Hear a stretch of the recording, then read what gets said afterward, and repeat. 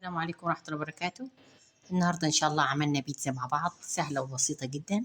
طبعا بنجيب عجينة البيتزا، كوبايتين من الزبادي، وبنحط عليهم طبعا معلقتين من الزيت وشوية من الملح، وبعد كده كوباية كبيرة برضو من اللبن، بيعتبر بنعجنها بلبن خالص ما فيهاش أي نوع من المية بس، وكوبايتين ونص من الدقيق، وبنبكو من الخميرة الفورية.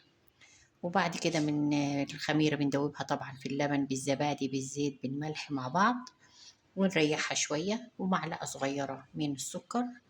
وبعد كده بعد ما بنريحها شوية بنجيب الدقيق نرخله شوية عشان تعرفيه فيه تكتلات، وبعد كده بنضيفه على الخليط اللي احنا عملناه، بنقلبه كويس، عجناه بطريقة حلوة خالص ما فيش أي تكتلات فيه. بعد ما عجناه بنركنه شوية نريح، وبنجيب